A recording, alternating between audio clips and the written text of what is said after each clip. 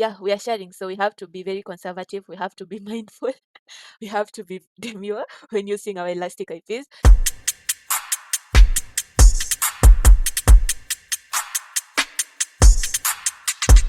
Hello and welcome back to Kira Cloud Hub. So part of the AWS Cloud Practitioner Bootcamp series. And yeah, we're making progress. So on to module 4, AWS networking, not your average highway. Because AWS networking is anything but typical. I think by the end of this, you're going to understand better why it's not your average highway. So we are going to break down how AWS lets us build, customize, and manage our cloud networks.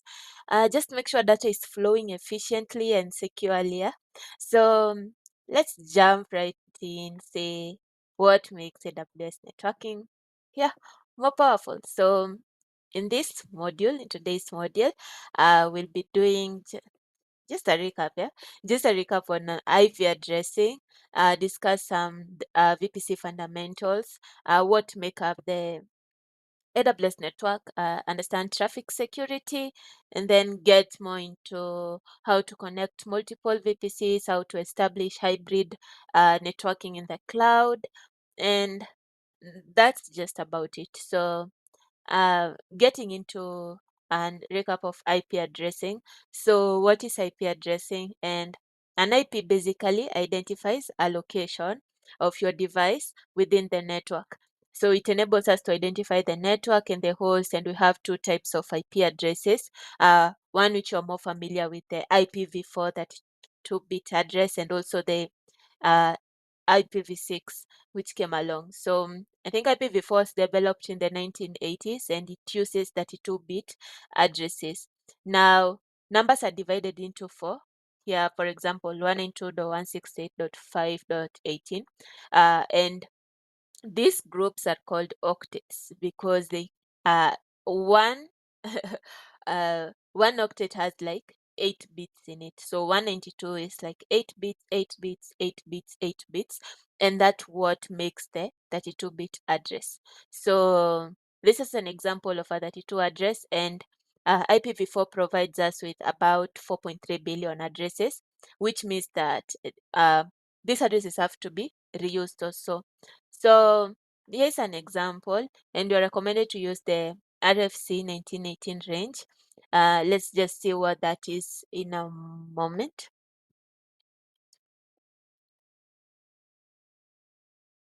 Okay.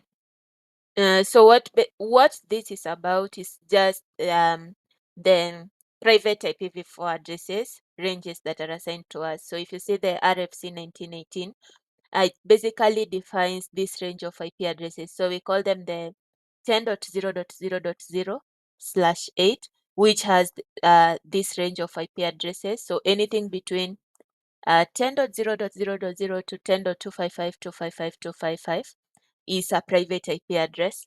From 172.16.0.0 to 172.31.255.255 is also a private IP address.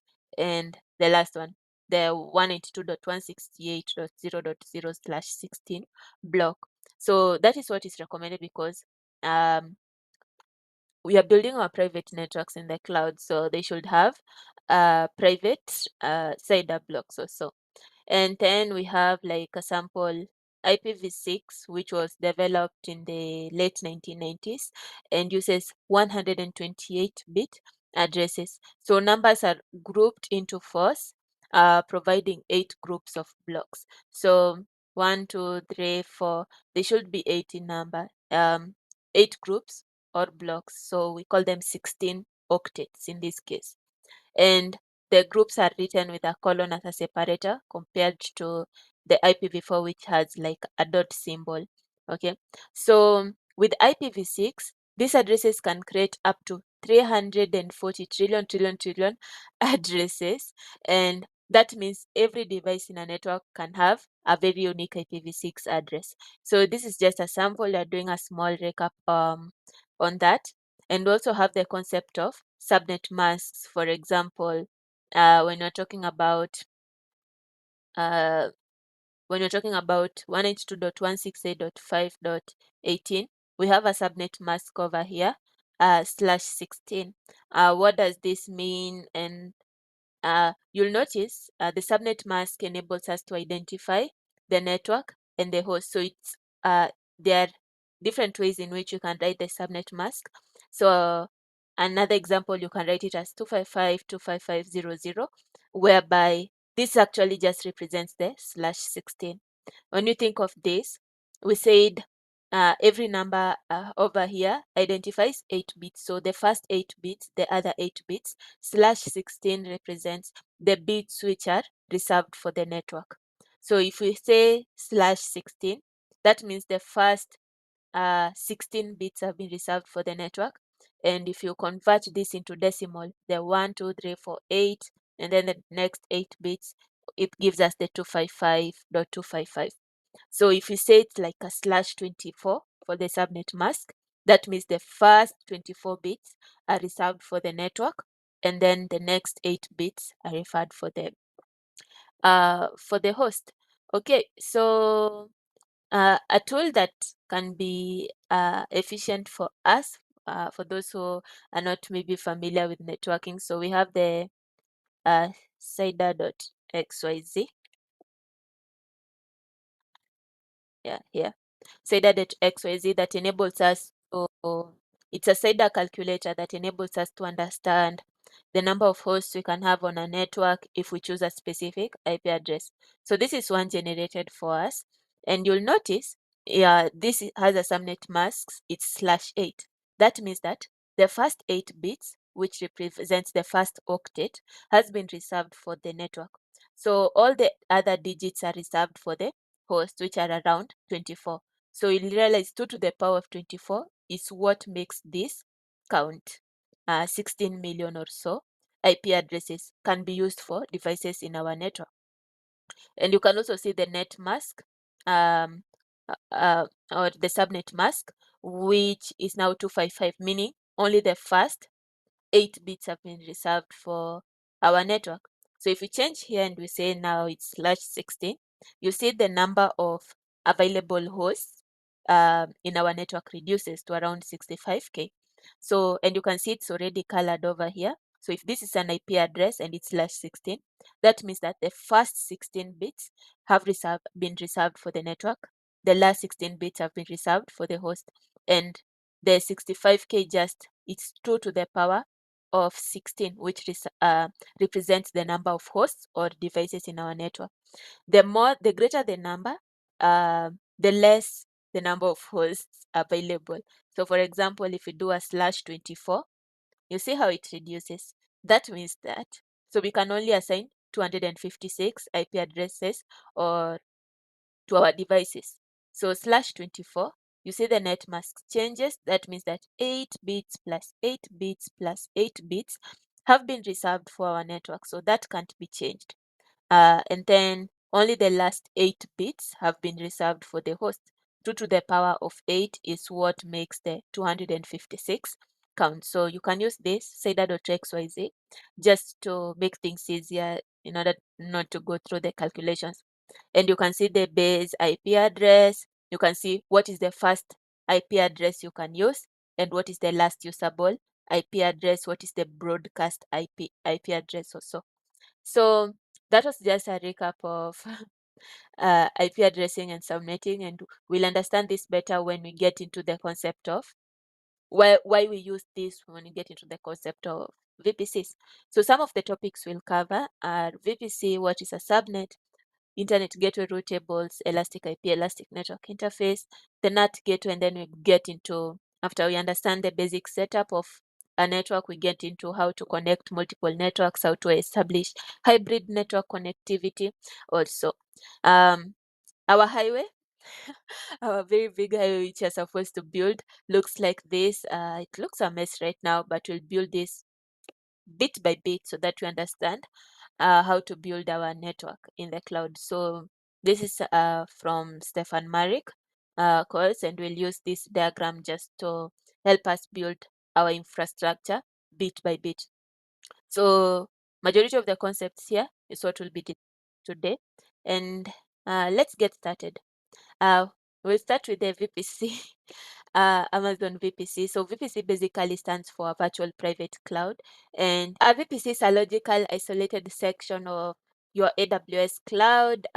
Think of this as we're building our own city. So you have your own city, you operate within the boundaries of that city, and this is where you decide what actions you want to do. Everything inside that city is under your control, and it has very clear borders. So uh, you can customize your own network in the AWS cloud and create your resources in that specific network. So this is deployed in a specific region, and a VPC can span multiple availability zones. And we have to select a CIDR block for our VPC. That's why I did a recap of IP addressing. And a VPC supports both IPv4 and IPv6. Now, when you create your AWS account, you will always have a default VPC created for you. So in case you just want to create your resources, you can always utilize the default VPC. And the default VPC has a couple of things configured for you. It has network connectivity, and the EC2 instances will also have get some public um, and private DNS names. Now, let's get into the management console. And if you go to the VPC service, VPC console, it's as simple as just creating a VPC. You see we are bound to a specific region. So you have to select the region where you are going to create your own virtual private cloud. So I'll give it a name. In this case, demo VPC. Okay. And specify a CIDR block for my VPC. So I'll just go with, because we have the common 192.168, but I think I have already created a VPC with that. So I'll just choose a new CIDR block .0.0, and then you can choose anything between /16 and /28 in this case. Why? We'll discuss that in a moment. So /16 is the largest CIDR block you can use. /28 is the smallest CIDR block you can use. Now let's just look at this. So I'm specifying my VPC CIDR block is 192.174.0.0, and I'm specifying this to be /16. So you can see the first usable IP address might be this, and this is the last usable. I have my broadcast IP, and I have like up to 65,000 hosts available for my network. So why am I saying this is the largest? Because it offers you around up to 65,000 IP addresses to use. But they're saying /28 is the least you can use, okay? So you can see with /28, 28 bits over here as colored have been reserved for the network. So that means that you have only 4 bits available for your devices, and 2 to the power of 4, that gives us 16. So we can only have 16 devices in our network. So I'll just go with 16. I have up to 65,000, which is really cool. And we saw the /16 is recommended. So /16, and that's it. Go ahead and create your VPC. So there are some limits. For example, you can create up to 5 VPCs per region by default, and you can add like CIDR blocks to a specific VPC, up to 5 CIDR blocks from /28, which offers 16 IP addresses, to /16. And then you have to choose the private IPv4 range, which I showed you before, and ensure your CIDR block does not overlap with other networks, especially if you want to connect them. We'll see that in a moment. So this is where we are at our architecture. A specific region, we are in US East 1, and we have built a specific VPC. Now, getting into the subnets. So a subnet, a subdivision of a network. So it's just a range of IP addresses in your VPC. Now, coming back to our city, we have like different neighborhoods, yeah, for very different purposes. For example, you can say some areas are residential, and that is for private people. Only local residents can go to these specific areas, while some areas are just business districts. So it, that is what I'd say is a public subnet. They are open to anyone. So subnets can be private for resources which you don't want to be connected to the internet, or can be public for resources that you want connected to the internet. I mentioned a VPC can span multiple availability zones, but with a subnet, you have to choose a specific availability zone for that subnet. Now, this brings us to why AWS, with AWS, you can only create a VPC up to /28, offering 16 IP addresses. Okay, so AWS reserves 5 IP addresses, the first 4 and the last one. So let's check this out. Over here on the subnet sizing. So as you can see here, the allowed IPv4 CIDR block size is between /28 and /16. That is because the first 4 IP addresses and the last IP address in each subnet are not available for your use. They are reserved by AWS. So how are they reserved? For example, if we have this network or this network, 10.0.0.0/24, what will happen is 5 IP addresses will be reserved for this network. Now, with a /24, we will have around 256 IP addresses. So the first IP address will be reserved for the network. The second IP address will be reserved for the router. The third IP address will be reserved for the DNS server. The fourth IP address will be reserved for future use. And the last IP address will be reserved for broadcast. So if we're talking about /28, if our network was around /28 right now, you see it offers up to 16. That means that if AWS will reserve 5 IP addresses, we'll have only 11 IP addresses remaining for our use. Now imagine if we create a /29 network. So that gives us like 8 hosts or 8 IP addresses. If we remove 5, that means we can only use three IP addresses. So that's why the list that AWS allows for creating a VPC, creating your subnets is a /28, because they know if they reserve 5 and you have 16, then you'll have around 11 IP addresses or to assign to your hosts. So that was the reserved IP addresses thing, and just how to design your subnet. Consider larger subnets. You don't want to run out of IP addresses.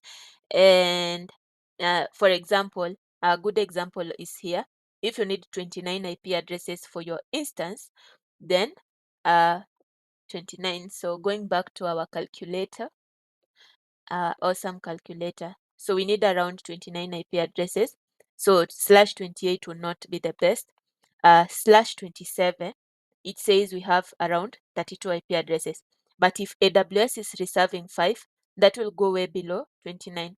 So we'll have to go for a larger network, for example, /26, which will give us 64 IP addresses. Cool. So next into our architecture, subnets, creating a subnet. So a VPC can span multiple availability zones, but for a subnet you have to choose a specific availability zone. So let's build our our highway bit by bit. So we are going to create, for example, a public and a private subnet. Back to the console, we go to subnets, and yeah, create a subnet. So you have to select the VPC where you're going to create that subnet. So I'm going to select the demo VPC and give it a name. So our first subnet will be the pub subnet, pub demo 04, and you have to select an availability zone where your subnet will reside. Or if you say no preference, then AWS will choose one for you. So I'll just keep it simple. Because you are in North Virginia, we have around 6 availability zones there. So 1A, and I select a CIDR block for a subnet. So in this case, should be within the VPC network range. So 92 plus dot 174. I'll keep it simple. Dot 1.0 slash 24. And you can see now I can have up to 256. This gives me around 256 IPs for my subnet. And remember, if AWS reserves 5, that means you are getting around only 251 usable IP addresses. I can add a new subnet, make it private demo.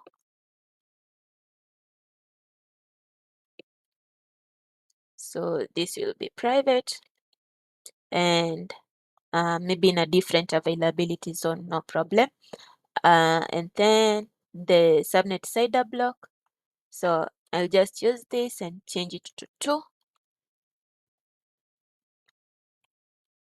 And we also have 256 IP addresses available. So we are going to create the subnets. And yeah, we have our 2 subnets available for us. But I just gave them a name. So what makes a subnet public and what makes a subnet private? So remember, a public subnet allows outbound and inbound communication to the internet. But I just created a subnet. There are some components which make a subnet public.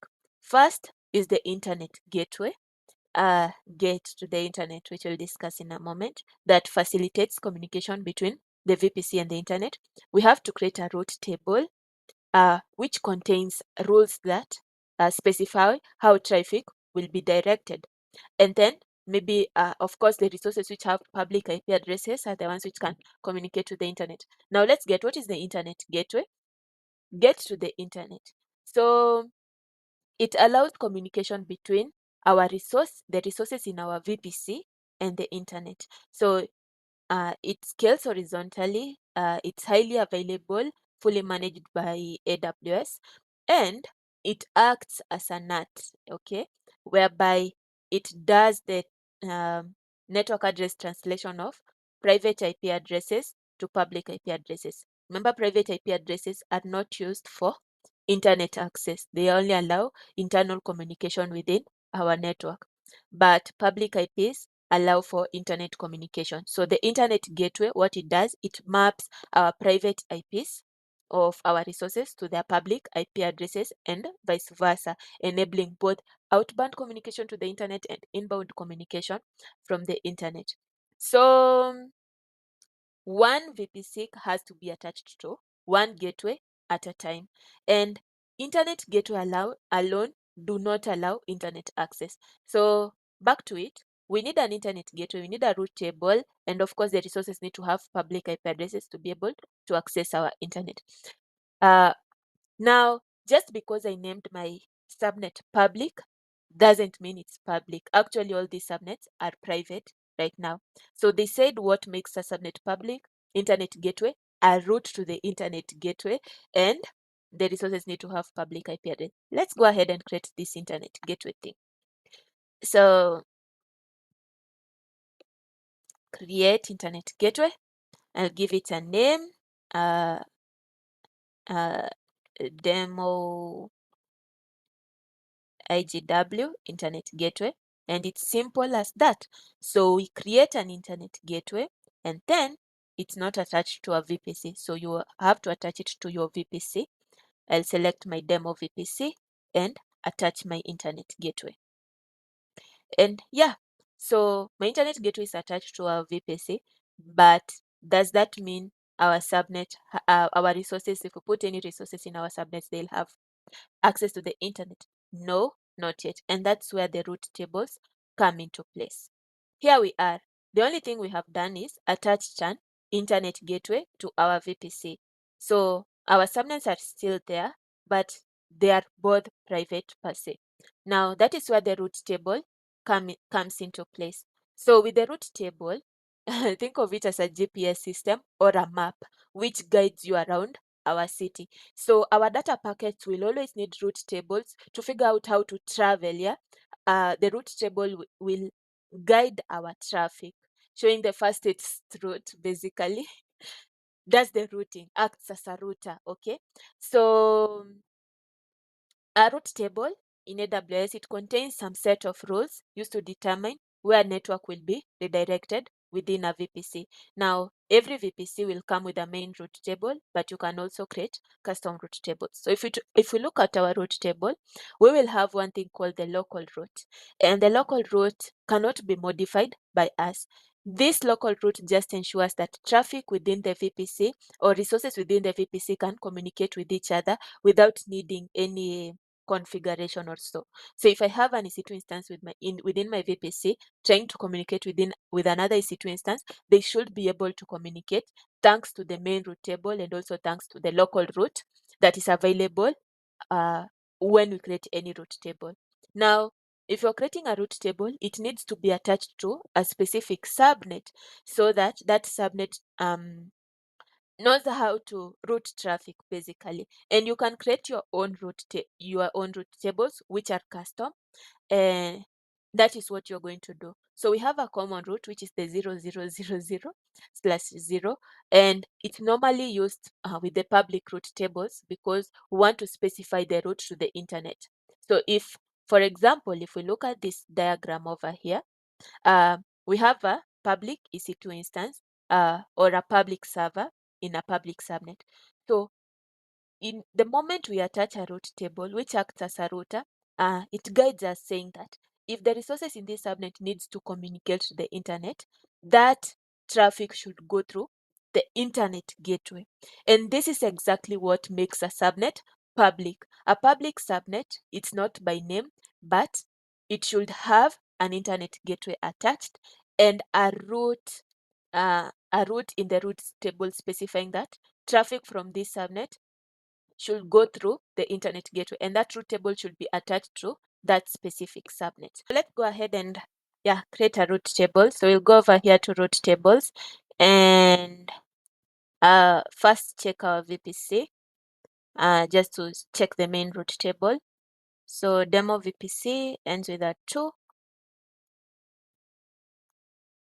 Yeah, this one. And you can see we have a main route table available for us. So let's check this out. And so this is the main route table and it has some routes over here. And you can see this is what we call the local route. And the destination of the local route is actually the CIDR block of our VPC. That means that any resources within this VPC can communicate with each other. And now it needs to be, it doesn't have any explicit associations right now. This is just a main route table that is created whenever we create our specific VPC. So we are going to go ahead, create a route table and call it the public route table, pub demo. This will be attached to our demo VPC and create the route table. So you see it already has the local route by default, and then we're going to edit the routes and add a route. So now we are trying to add a route too. So any traffic, because it's the public route table, so any traffic going through the internet should go through our internet gateway, the one that we created. And the internet gateway is basically what allows our resources to access the internet. So we save the changes. And now our route table has a new route. After that, what is needed? Now, this needs to be attached to a subnet. So here is where we edit the subnet association and attach that route table to our public subnet. And finally, so that is what now makes our subnet public. It's public because it has a route to the internet gateway. So the private subnet can also allow indirect access to the internet, but we use the private subnet for resources which we don't need them to have access to the internet. So a good architecting practice, if we have our web applications, so they are in the web tier, we can put those web applications in the public subnet, but the best way to go about this is actually putting them inside private subnets behind a service we call the load balancer that we'll discuss later on in this course. So the NAT gateway allows resources in our private subnet to initiate outbound traffic to the internet. So it blocks inbound traffic you cannot initiate inbound traffic to our resources in the private subnet unless that traffic is a response to an outbound traffic. Common use case, we want our resources in the private subnet to do updates, and we need to do updates from the internet, or patches, of course, might need access to the internet. So this is how they utilize the NAT gateway. So the NAT gateway is fully managed. It's highly available, and we do not need to configure any security groups, which we'll discuss in the next section. So NAT gateways are actually deployed in the public subnet, and this is actually how it looks like in an architectural view. So we have our resources within our private subnet. Remember, the private subnet only now has the local route. It does not have a route to the internet gateway. In case we need to do any updates to our instance, we can use a NAT gateway instead. And how does this work? So NAT gateway also does NAT, whereby our EC2 instance will have a private IP address. So the NAT gateway has its own elastic IP address. So when we create a NAT gateway, you'll notice it will ask us to allocate an elastic IP address to it. And an elastic IP address is just a public static IP address. And so what happens is the NAT will do a network address translation of the private IP address of that server to its own private IP address. And then the internet gateway will do a network address translation of the NAT gateway's private IP address into the elastic IP address, and that allows communication to the internet. So the response will come back. The internet gateway knows the traffic has come from the NAT gateway and give the response back. So NAT gateway will only allow a response to traffic initiated from the instance. So you cannot initiate outbound communication. It does not allow uh, inbound communication to be initiated from the internet. So the NAT gateway will now do the NAT again from its own private IP address to the private IP address of that specific server. So this is how it works, making it very secure. The internet will never know that communication came from the private EC2 instance. It is just aware of the NAT gateway's IP address and not of the instance. And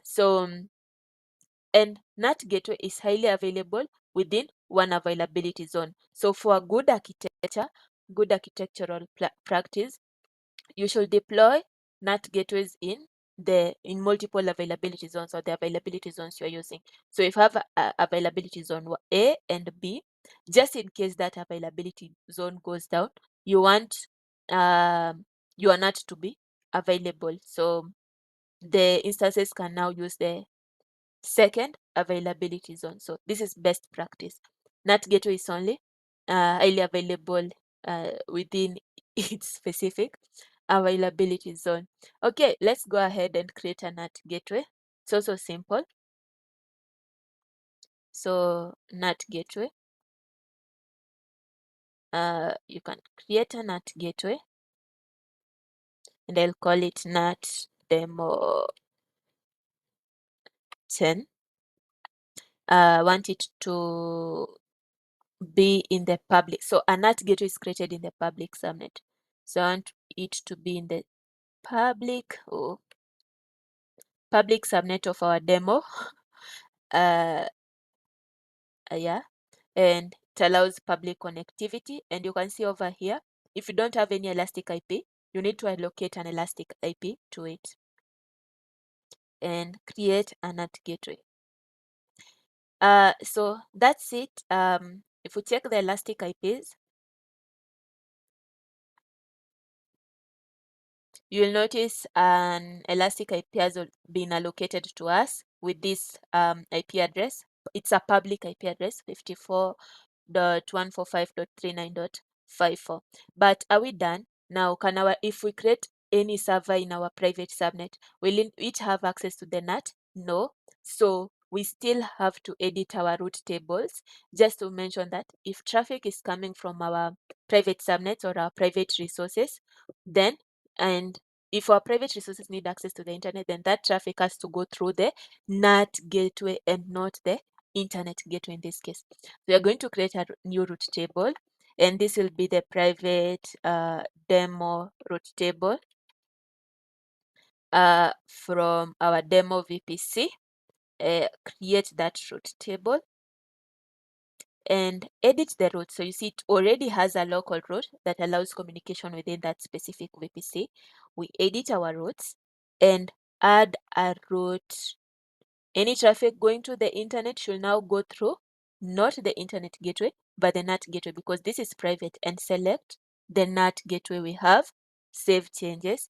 And the last thing that most people forget after this, of course, you need to associate this route table with a specific subnet. So I'll just go and say that this route table, edit the subnet association, and this route belongs to our private subnet, save associations, and yeah, that's it. So in case any private resources need to initiate communication to the internet, that communication will have to go, that traffic will have to go through the NAT gateway. And that brings us to the concept of elastic IP address. So when we created our NAT gateway, we saw that an elastic IP address was assigned to us. An elastic IP is just a static public IPv4 address that we allocate to our resources.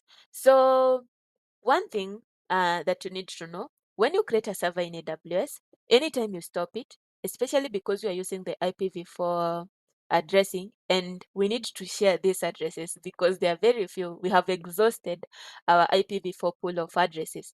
So anytime you stop your server, you will lose your public IP address. You start it again, you're given another. But you can create a static IP addresses in case you do not want to lose your public IPv4 address. So it's static, it doesn't change. Some of the use case of an elastic IP address is failover. So you have a web server or one EC2 instance that is handling your web application. It fails and you want to easily redirect traffic to another server. You can use the elastic IP address for that. So we have some limits too. You can only have up to 5 elastic IP addresses per account because yeah, we are sharing, so we have to be very conservative. We have to be mindful. We have to be demure when using our elastic IPs. So um, just use them for situations where you need rapid reassignment of elastic IPs. And for other use cases, we'll discuss the DNS system that enables us to do the failover and everything. But here's a sample, sample of how the elastic IP address works. So this is an EC2 instance, which is just a server in the cloud, okay, to be discussed next week in compute. We have a server and it has a private IP. So instead of it having a public IP, you assign an elastic IP into it, which does not change. So in case that server fails, we can rapidly reassign that elastic IP to a different server. That's it. So that is the concept of elastic IP. Going back to our console, we can easily create elastic IPs. Remember, you have a limit of 5. It's just as simple as allocating an elastic IP, select the region and allocate an elastic IP to your account. And we have this IP given to us. So now you have to associate that elastic IP address. And you can see you can associate it to an instance, which is a server, or a network interface. So you can choose an instance where you want to associate that instance, that elastic IP address to. I have an instance called Ubuntu server in my account, and it's just simple as that. You select that specific server and associate it. But I'm not going to do that now. I'm just going to release it. Yeah, people might need this. So being mindful here. Okay, so this other one is associated to a NAT gateway. Another concept that you might want to cover is the elastic network interface, an ENI. So think of it as the uh, uh, network interface card in a traditional setup, NIC. So this is a logical networking component that functions like a virtual network card, for instance. And so for example, we are back to our network highway, our highway. If we have like a lot of traffic in the neighborhood, you might want to add like some extra lanes or just some temporary roads to handle the traffic or to handle the load. So we can attach multiple network interface cards just to handle our traffic, to extend the capacity um, uh, for our traffic, yeah, allowing the traffic to flow smoothly in that case. So some of the features of the Elastic Network Interface is flexible attachment. Just like the Elastic IP, you can attach, you can detach and reattach to other servers. And one cool feature, when moved, the ENI retains some three things. So it's public IP, Elastic IP, the private IP, and the MAC address. So if you have situations where you need to retain, for example, a specific MAC address together with the private IP, because remember the Elastic IP is only masking us against the public IP, and you need to redirect traffic to another server, maintaining things like the private IP and the MAC address, then you can create an Elastic Network Interface for you. So each instance, which is a server, has its own primary network interface. You cannot detach that one, but you can create additional network interfaces and attach them to the same instance. Demo of how this works, or an image. So a customer needs to interact with a specific instance. So we can have like an Elastic Network Interface with its own Elastic IP and its own private IP address in it. And then we can attach that to a specific instance. So if that goes down or is not reachable, you just detach the ENI, attach it to another instance, and it gains the public IP, and customers will still be able to reach your services. Okay, so good best practice. We have just been creating resources within one availability zone. So when you're using the cloud, you need to utilize multiple availability zones just for to ensure high availability of your systems. So for example, here we have NAT gateway, as I mentioned, deploy them in multiple availability zone, use an elastic load balancer, which we'll discuss later, just to distribute traffic to multiple AZs. In case the first availability zone goes down, you will have the second availability zone available. And what you can notice from this diagram, so we have this VPC over here, and the VPC is in a specific region, but the VPC can span multiple availability zones. So we have availability zone 1 and availability zone 2 still in the same VPC. But now a subnet can only be in a single availability zone. So you, for example, here we have public subnet 1 um, and an application subnet over there. We have another public subnet, but they belong to their specific availability zone. Now let's get into the next section where now we discuss traffic security. Now that you have seen the various features, how do we secure our resources? So first things first, we have the network access control list. And this is a security layer for our VPC. It's just a firewall for our VPC, controlling traffic to and from subnets. So the network access control list is actually attached to specific subnets. Every VPC will have its own default network ACL, but then you can create custom network access control list and define your permissions over there. So we have some key components of our network access control list. It has a rule number. It has a type, for example, the type of traffic that you want. It has a protocol, a port range, what is the source of the traffic, the destination, and whether you are allowing or denying that traffic. So the network access control list, as defined here, this is attached to a subnet. So for example, here we have a public subnet. We can attach a network access control list to that subnet or to a private subnet. So it's a firewall which is attached at the subnet level. Back to the console, let's create one. Let's see the one that we have available and we can create one. So if you go under security, we have the firewall, the NACL, not the NACLs, but yeah, NACL, ACLs. I think network ACLs is better than NACLs. So let's see, filter by our VPC, and we have the default network ACL, which is associated with 2 subnets. So I assume our subnets, and we can see the configuration. So it has details over there, inbound rules, and we can see components. So we have a rule number, type, protocol, everything. By default, the default network ACLs allows all inbound traffic and all outbound traffic, but you can edit the rules or so. And you see we have a rule number. Why do we have a rule number? The network ACL gives priority to the lowest rule number basically. So if you go back to our slide, here they say that the lower numbers have higher priority. For example, if you have a rule number 100, it will take precedence over any rule number we give, for example, 200. Now in this case, you can create your own custom network ACL. We can edit the inbound rules over here. So in this case, we are using the main network ACL.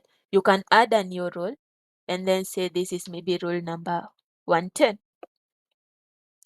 And we are saying rule number 110 allows maybe SSH traffic from anywhere, or I can specify a specific IP address. You can see the protocol SSH is TCP, the port range of SSH is port 22, and we can either allow or deny that specific traffic. But if we have rule number 100 allowing all traffic and rule number 110 denying, then that traffic, SSH traffic, will still be allowed because the network ACL evaluates rules based on the rule number. So if you want to maybe put a deny on a specific IP address, so you can choose a specific network, choose a specific IP address, and if I want this rule to be evaluated first, maybe I can give it a lower rule number, rule 90, and then I'm saying any traffic, any SSH traffic from this specific IP should be denied.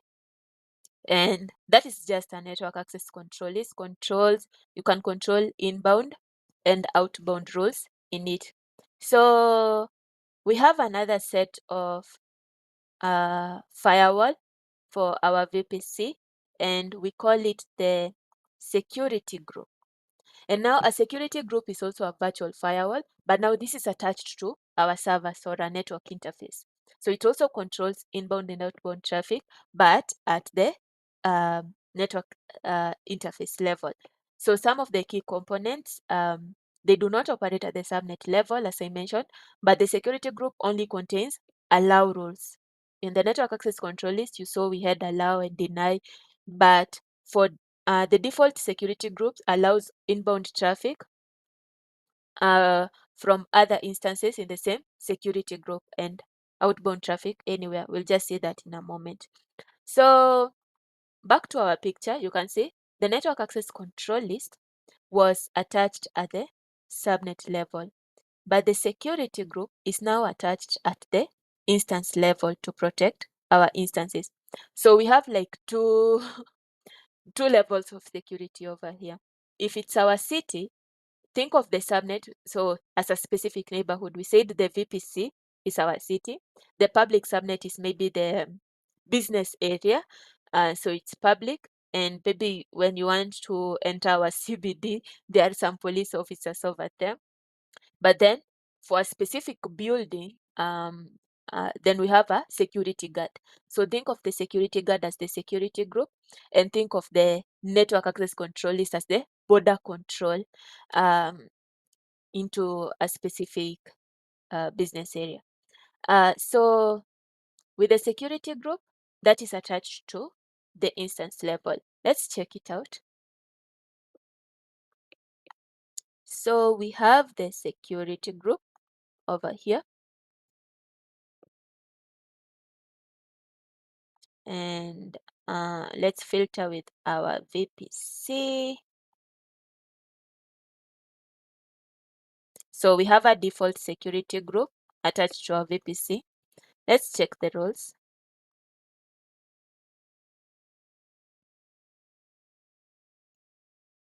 So we have inbound rules, and you'll notice with the default inbound rule, we have the default inbound rule that allows all traffic as long as that traffic comes from the same security group. So if you have any other servers which are attached to this same security group, then traffic will be allowed.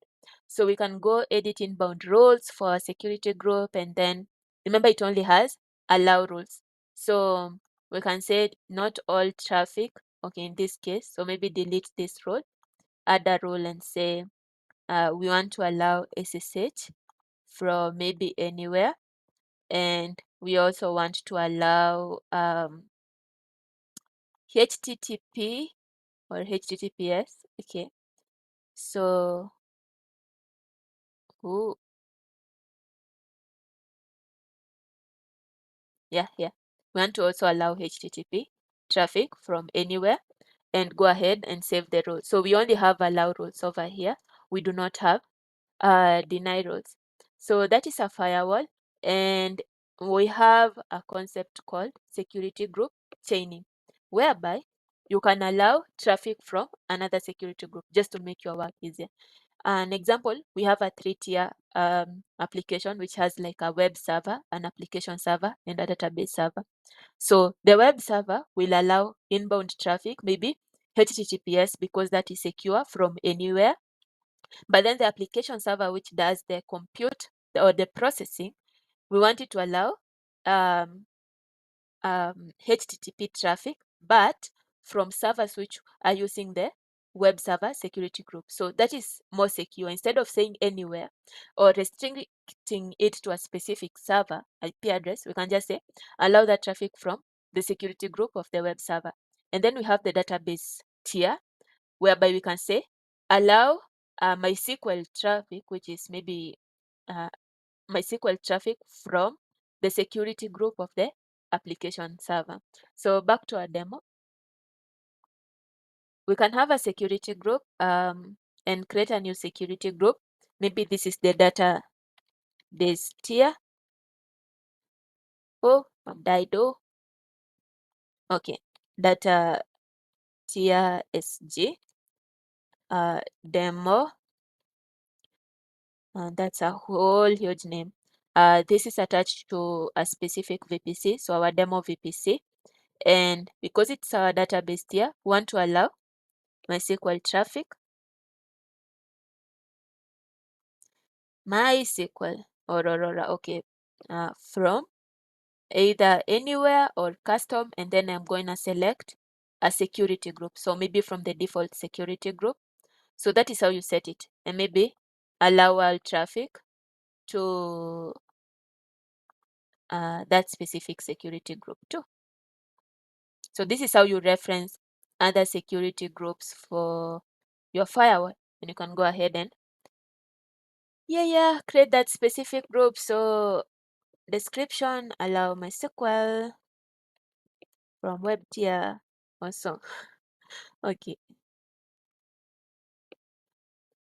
Now, some of the common differences. What is the difference between the security group and the network access control list? Because they are all firewalls. So first is the association thing. The security group is attached at the instance of the server level or the network interface level. The network ACL is attached at the subnet level. As we saw, the security group allows only supports only allow rules, while the network ACL, you can configure both allow or denied rules.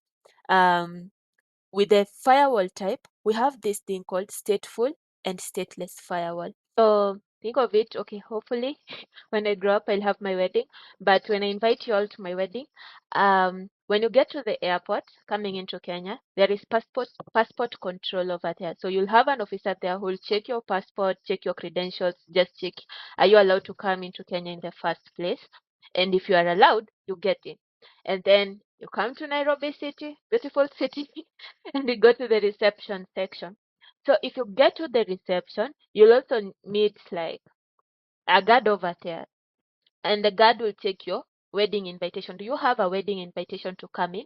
And then if yes, you get in. So think of the airport passport control as the network access control list, which control at the subnet level you coming into the country. And then we have the wedding reception guard who controls who can come into the wedding or go out. So what do we mean by stateful? Stateful firewall, remember, so it allows any traffic that came into the server to go out, just as the wedding guard. While they check your Once they check your wedding invitation card, they'll be like, okay, you are allowed to get in. Then it gets to the gift section. Maybe you forgot your gift, which is somewhere outside, yeah, outside the reception building, and you have to go outside the gate, maybe get a gift and come back. So when you go out, the guard will be like, okay, I know you, so you're going out. Okay, then go, just go. And when you come back in, they will still be like, I still remember you, and you had a wedding invitation before you are allowed to come in to the reception. So that is the thing about being a stateful firewall. Traffic allowed in is allowed out by default. Any traffic coming in is allowed out. And if that traffic has to come back again, it will still be allowed in, because the security group always remembers and keeps track, always record the traffic. But the network ACL, on the other hand, is stateless. So think of this as the passport control. So you come into the country, and now it's time for you to go back to your country after my wedding, yeah? So you get at the airport. The passport control team will still maybe have to check your passport, say, are you allowed to go out of the country? Did you do anything wrong? And everything like that. They will not remember you, so they don't keep track. So the passport control team at the airport do not keep have memory of who came in and are they automatically allowed out. No, so they'll still check your credentials, check your passport, see if you are allowed to go out of the country or so that is the stateless thing. Stateful has memory, stateless does not. So it checks all rules, has have to evaluate all traffic, all either inbound traffic. Even if you're going out, they still have to check if that specific traffic is allowed outbound. So stateless but stateful. And then as we checked, rule evaluation for the security group, we do not have any rule numbers. So all rules have to be evaluated before allowing any traffic in. But for the network ACL, we have rule numbers over there. So rules are processed in order with the lowest number taking precedence. And then the application score, the security group applies to instances or servers which are associated to that specific security group.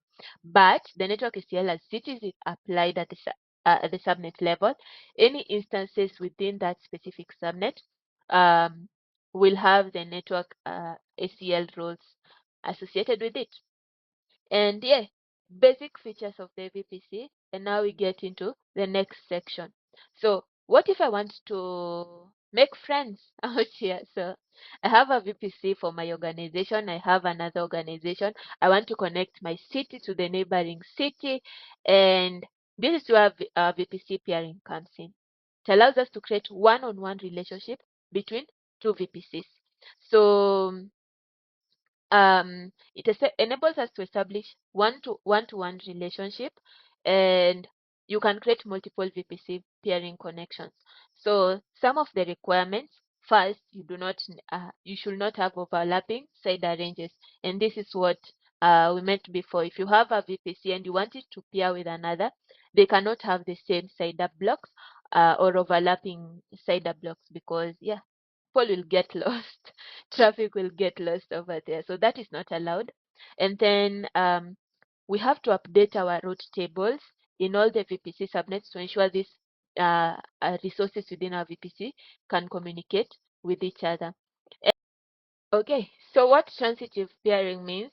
So just imagine I am a VPC, VPC1, and we have another VPC2, and we have another VPC3.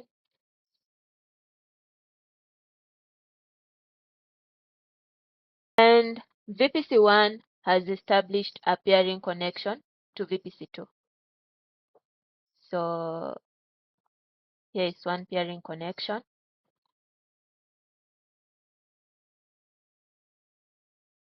And VPC2 has a peering connection to VPC3.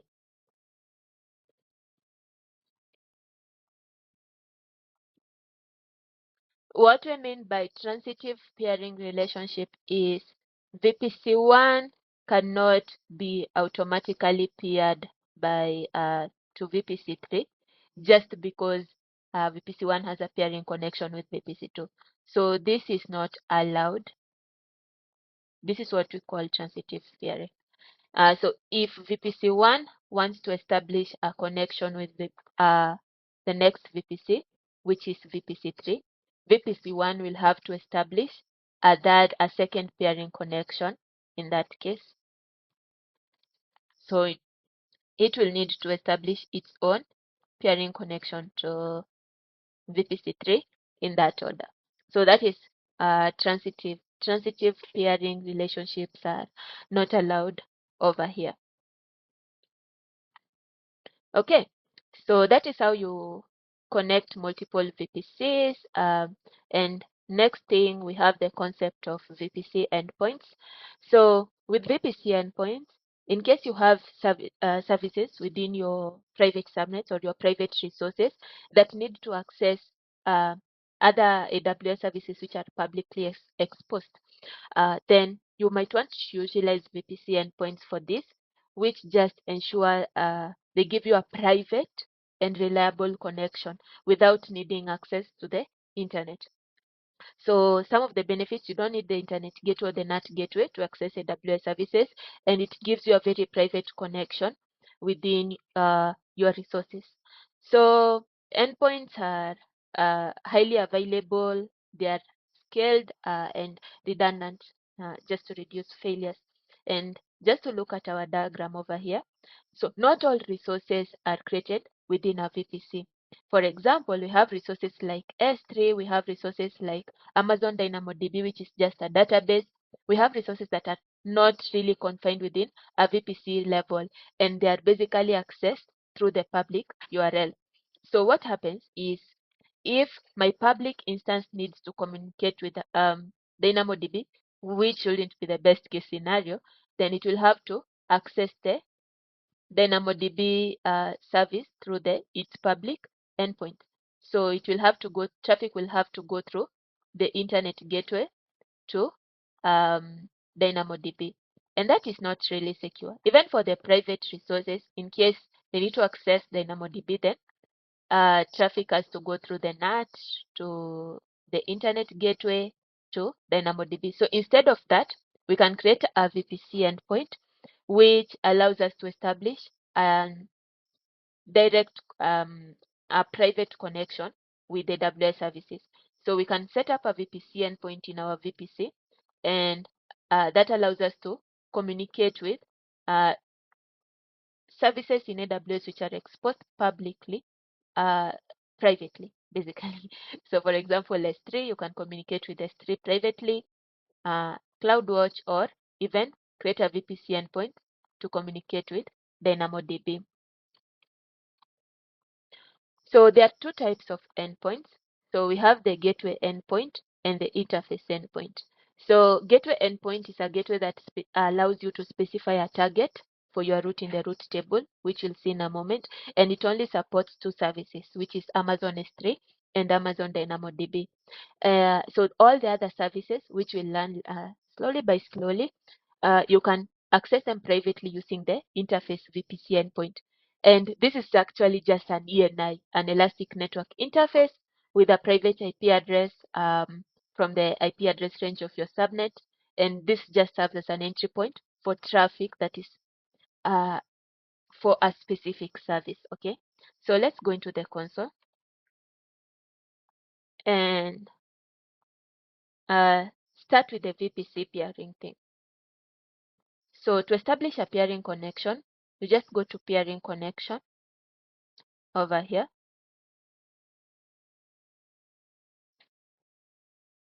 Create a peering connection, and you'll have to give it a name. So demo peering connection. And first you have to select the local VPC to pair with. So in this case, maybe I can select my architecting VPC. So I'm selecting another VPC to pair with. You can see you can select a VPC in your account or another account, or your region or another region. So I'll just say my account and my region, and I'm going to pair with my demo VPC. And that is how you create a peering connection, but you are not done. So first, uh, the person who you are requesting this peering connection to, they have to accept So for it, because it's still in my account, I can go to action, say either I am rejecting that peering request or accepting it. So if I accept the request, that is set. Now the next thing you need to do is go to the root tables of the specific VPC and edit the root tables to accept the peering connection. So I'll go to root tables. So both VPCs have to be edited. And for example, my main root table edits the routes. So traffic to my specific VPC or traffic to the other VPC, which I need the VPC ID. So I'll just open this in a new tab, get the VPC CIDR block of the architecting VPC.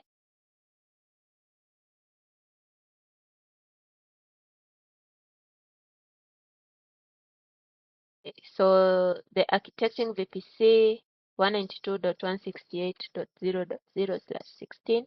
So I'm going to edit route, and any traffic to that destination, which is the architecting VPC, will have to go through this specific peering connection that I have set and save changes.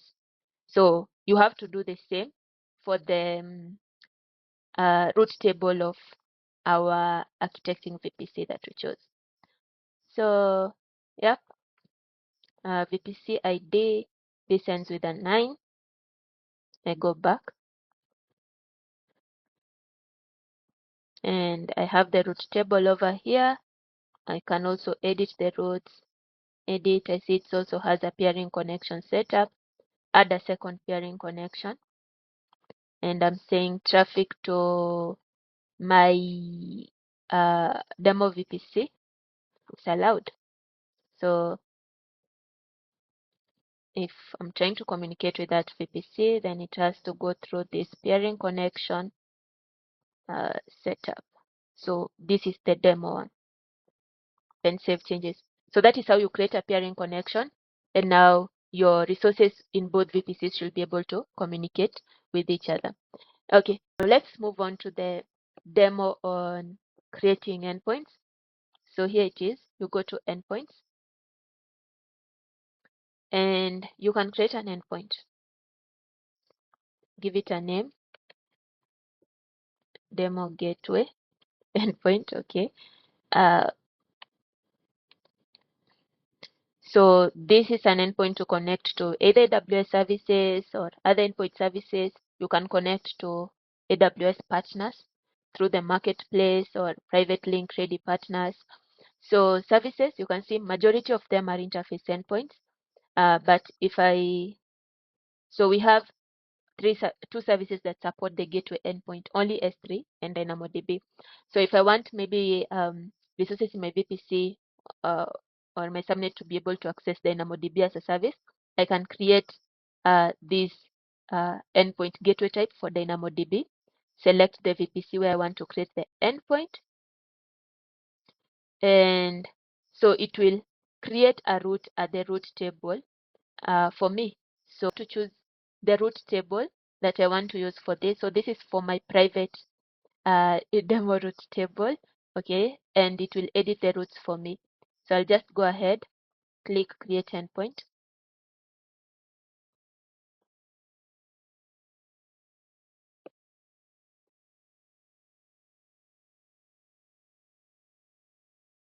And the endpoint, VPC endpoint has been created for me.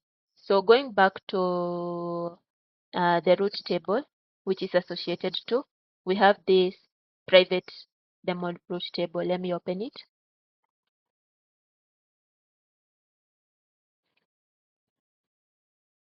And let's check the routes. You can see a new target has been added, or a new route has been added to my route table. And this is actually VPCE, which stands for, this is a VPC endpoint that has been added over here. And if we check the VPC endpoint, it's actually demo. Okay, so it's actually a gateway type VPC endpoint. And you see the routes have to be edited in the route table, as in this diagram over here. So for the gateway endpoint, now in the private subnet, a new route will be added. So if it's an S3 endpoint or a DynamoDB endpoint, it will have a prefix list. That is what the DL stands for. The interface VPC endpoint, you can privately connect to AWS services as if they were in that specific VPC. So when the interface endpoint is created, traffic is directed to the new endpoint, and you don't need to make any changes to the route table compared to the gateway VPC endpoint. So for example, over here, no changes to the route table. You just create an interface endpoint, and it has a private IP address. And for example, here there is a service called Systems Manager, which is normally created outside the VPC. So the uh, Systems Manager traffic that is directed to each specific endpoint is sent to the Elastic network interface in the private subnet. And creating a interface endpoint, still same criteria. You create an endpoint for a specific service. Maybe I call it SSM endpoint.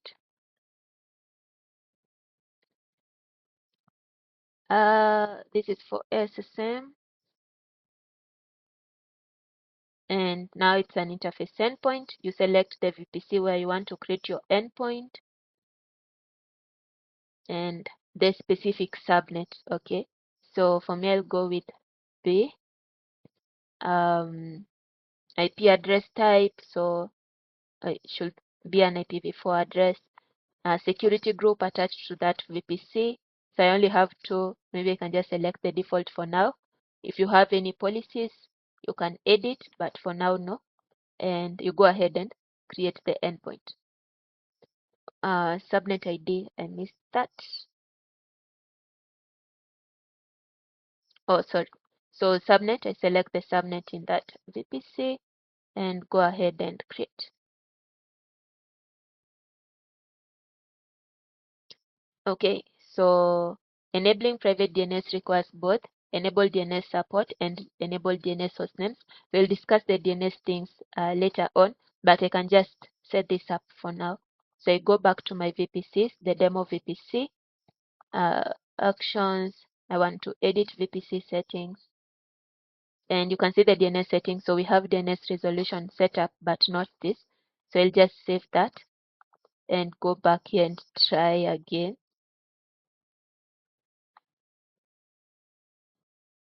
And yeah, so our VPC, our interface VPC endpoint is in pending state.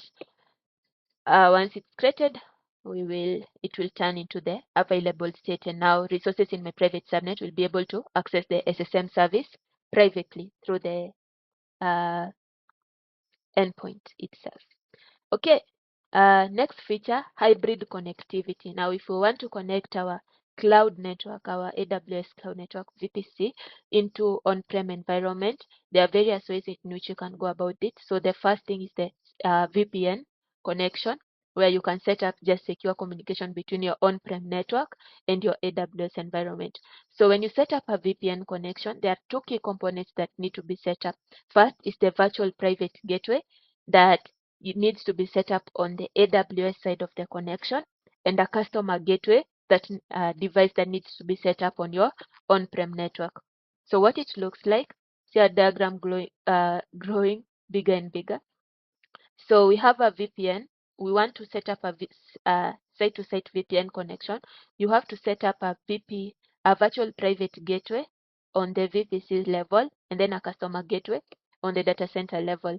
So the other bit is AWS Direct Connect also enables us to set up a hybrid network connection from your on-prem network to AWS. But remember, VPN setup goes over the public internet. But with Direct Connect, you are setting up a private dedicated connection. So we are not going through the public internet. So in case you have maybe a corporate headquarters and you just want your own underground path, yeah, so that you are not going through the heavy traffic on the road. This is just your own private connection. So to set this up, it needs like a physical cable connection. So you need to be located in an area where they offer that there is a direct connect location. You have to work with a partner, AWS partner. It takes a while to set this up. So it might take up to a month to set up this. But when would you use a direct connect service? So you want a very high bandwidth, you want consistent network performance, and of course you have a hybrid environment. The setup looks like this. So you have your own data center, you have your own AWS cloud. So you also need a virtual private gateway setup on the AWS end and a customer gateway device on the customer's end. But then there is this direct connect location, which consists of the AWS cage, maybe set up by an AWS partner, and your customer cage, and then they set up the physical cabling. So it's very expensive compared to VPN, but and it takes long to be set up. So if you have maybe a very short time frame, then you'll choose a VPN site-to-site VPN connection. But if you want a very high bandwidth, you want a private dedicated network connection, consistent performance, you'd rather go for direct connect. So when would you choose one over the other? VPN, quick setup, as I mentioned, budget friendly because it's cheaper compared to direct connect, and security because so one thing about direct connection is it does not do encryption. So this is not encrypted by default, but with the VPN connection, if you need encryption of data in transit, then you might go for VPN. So direct connect does not do encryption. If you want to enable encryption, then you can set up a direct connect plus site-to-site VPN connection and get benefits of both, where you're getting consistent performance, very high speeds, but with also encryption setup. Now, if we look at all these setups, for example, it might become very complicated to say this. For example, you have a hybrid connection, you want to connect up to thousands of VPCs all together. This might pose a challenge, and that's where the transit gateway comes in. And the transit gateway, it just acts as a hub and spoke model, whereby it has a central hub that manages all this traffic. So be it VPC to VPC connection, be it hybrid connections. So you want to set up multiple, maybe VPN connections plus direct connect connections plus VPC peering. You might want to utilize the transit gateway for this. So some of the key features is automatic connectivities. If you have any other VPCs, you can just connect them to the transit gateway, and supports both IPv4 and IPv6. So a diagram on this looks like this. The hub and spoke, where this transit gateway is a hub, and you can connect it to multiple VPCs, up to 5,000 VPCs. You can actually connect it to a direct connect location. You can create a VPN connection and just make the attachment. So okay, so some of the transit gateway components, we have the attachments and the route tables. So route tables are already familiar with, but with the attachments, you can an attachment is actually both just a source or a destination for packet routing, and some of the attachments, as you have seen, VPCs, VPN connection, could be a transit gateway peering connection too, could be a direct connect gateways. All this we can attach to our transit gateway. And for the route tables, so every transit gateway has like a default route table, and you can optionally create your route tables and associate them to specific attachments. So that wraps it up. Let's do a quick summary of what we have covered. Started with just an overview of IP addressing, and a CIDR block is just an IP range, and then we got into what a VPC is. It's just a logical isolation of your network in the AWS cloud, and we can define a list of IPv4, IPv6 CIDR blocks.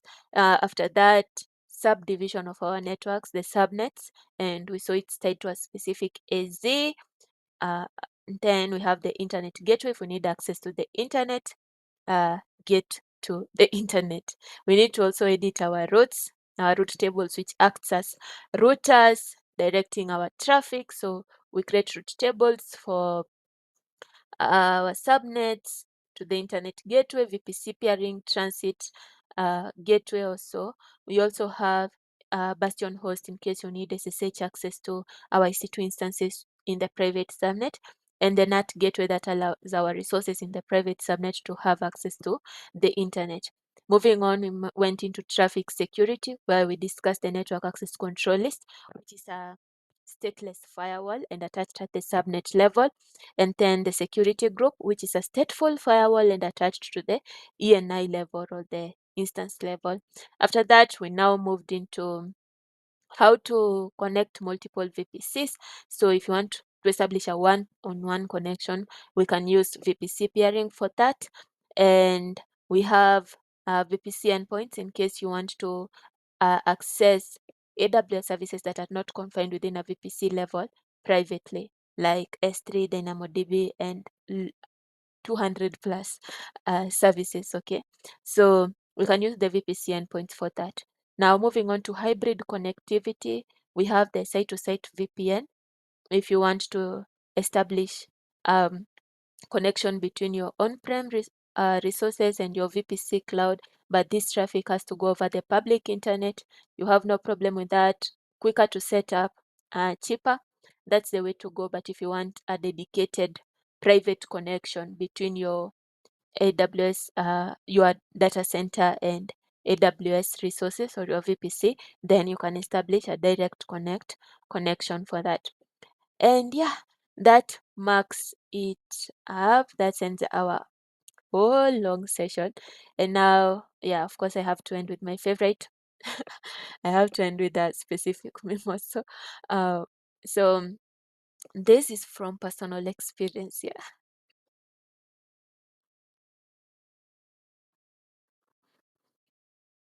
Yeah, so did a demo on transit gateway, just the VPC thing, set up transit gateway connections and forgot to delete them.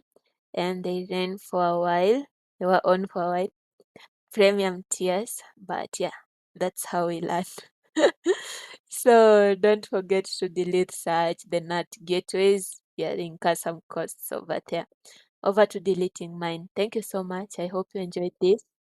And yeah, see you in the next section where we'll be discussing compute without a care. What are some of the compute solutions available to us? We are sure you have heard me touch on instance. What is an EC2 instance or so? Catch you in the next one. So thank you. Bye bye.